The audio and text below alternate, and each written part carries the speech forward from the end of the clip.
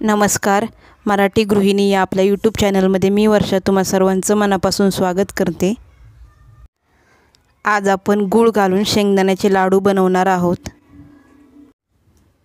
गूळ आणि शेंगदाणे हे दोन्ही आपल्या शरीरासाठी खूप फायदेशीर असतात. ते आपल्या शरीरातील हिमोग्लोबिन वाढवण्यासाठी मदत करतात. रेसिपी पूर्ण बघण्यासाठी व्हिडिओ शेवटपर्यंत नक्की बघा. चला तर मग आपल्या रेसिपीला सुरुवात करूया.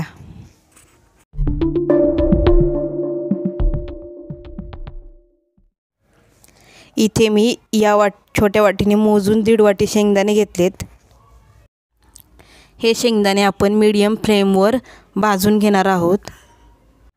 सगळ्या बाजूंनी एकसारखे असे शेंगदाणे आपल्याला भाजून घ्यायचेत. जेव्हा आपण भाजीसाठी शेंगदाण्याचं कूट करण्यासाठी शेंगदाणे भाजून घेतो तेव्हा आपण ते थोडेसेच भाजून घेतो, पण जे आता आपल्याला शेंगदाण्याचे लाडू करायचेत तर त्यासाठी आपण खरपूस असे शेंगदाणे सगळ्या बाजूंनी भाजून घेणार आहोत. हे बघा, आपले शेंगदाणे आता भाजून झालेत. आपण एका भांड्यामध्ये काढून घेऊयात.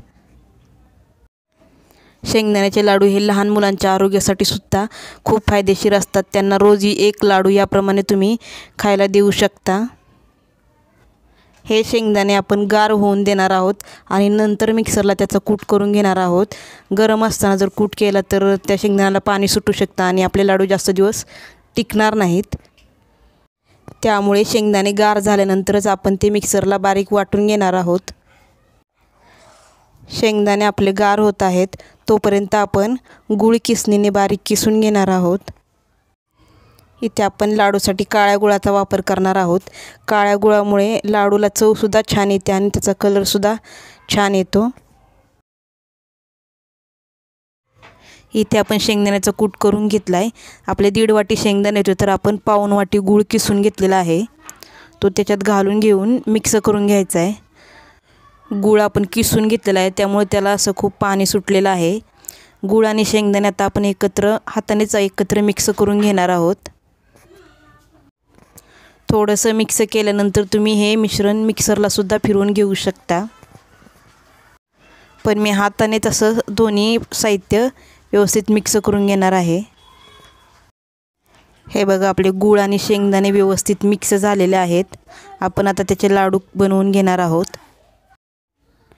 या लाडूंमध्ये तुम्ही तुमच्या आवडीनुसार वेलची पूड आणि तूपसुद्धा घालू शकता, पण शेंगदाणे हे अगोदरच खूप तेलकट असतात त्यामुळे तूप जरी नाही घातले तरी सुद्धा हे लाडू खूप चविष्ट लागतात. असे छोटे छोटे लाडू आपण बनवून घेणार आहोत. इतर लाडूंपेक्षा हे लाडू आकाराने थोडे छोटे बनवायचे. झटपट तयार होणारे पौष्टिक असे शेंगदाण्याचे लाडू आपले तयार आहेत. आजची रेसिपी तुम्हाला कशी वाटली कमेंट करून नक्की सांगा आणि आपल्या मराठी गृहिणी या चॅनलला लाईक करा, शेअर करा, सबस्क्राईब करा. भेटूया नवीन व्हिडिओमध्ये नवीन रेसिपीसह. धन्यवाद.